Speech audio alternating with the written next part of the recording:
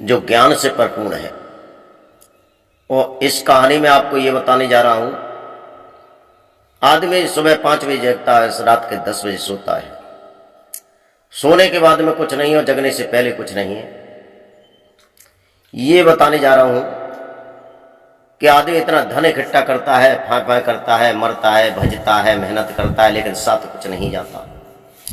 और जिस समय पैसा पैदा करता है तो उस समय उसे ये लगता है कि मेरे पास इतना धन है, कुछ तो लेकर के जाऊंगा। तो आप पे प्रकाश ये डालने के लिए जा रहे हैं कि एक सुई भी साथ लेके नहीं जाता।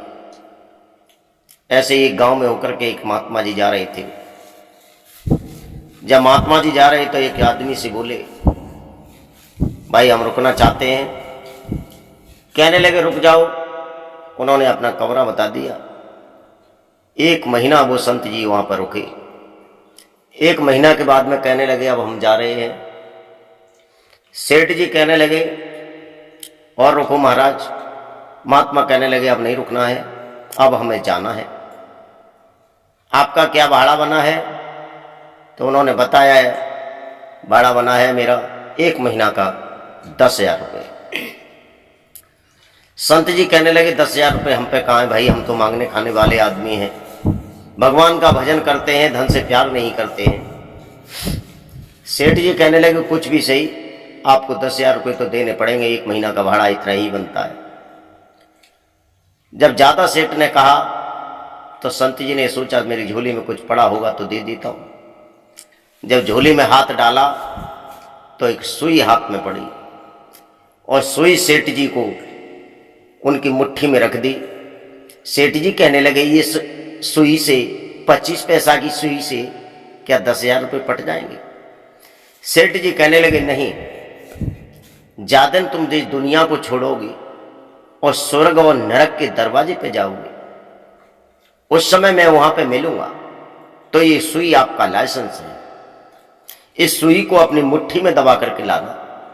अगर आप नरक जा रहे होंगे तो मैं धर्मराज से, यमराज से आपकी सिफारिश करूंगा क्या आप नरक न जाएं, मैं आपको स्वर्ग भिजवा दूंगा।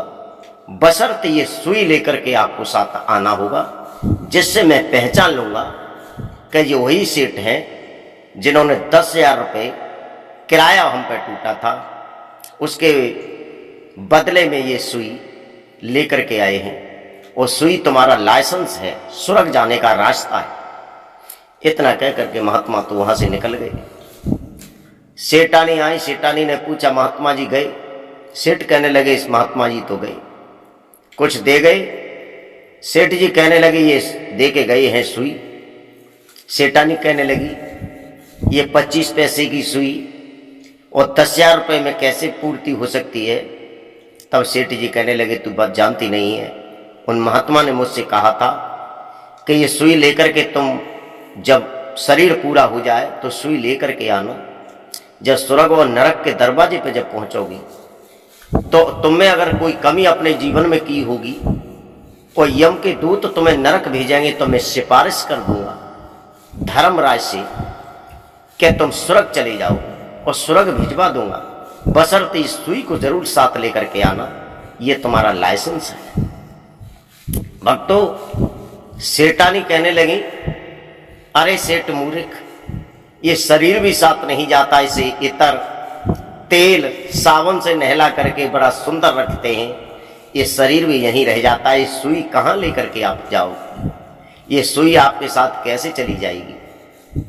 सेठ कहने लगे सत्य है देवी, मैं तो अब तक भ्रम की नींद में यही सोता रहा कि ये ले जाऊंगा वो ले जाऊंगा, लेकिन तुमने सही कहा है कि जब शरीर साथ में नहीं जाएगा तो सुई कैसे चली जाएगी। तो प्रिय भक्तों से मेरा कहना है कि जितना आप धन पैदा करते हो साथ ही साथ उसे दान करो, वो दान ही तुम्हारे साथ जाएगा, जहाँ तक सुई भी साथ नहीं जाएगी। जो संत जी ने सुई दी थी वो साथ नहीं जा सकती है, तो आपके साथ ये धन दौलत साथ नहीं जा सकती है। मेरा भक्तों से विशेष निवेदन है। धन्यवाद। ये कहानी सुनकर के कमेंट बॉक्स में जरूर लिखें क्या आपकी समझ में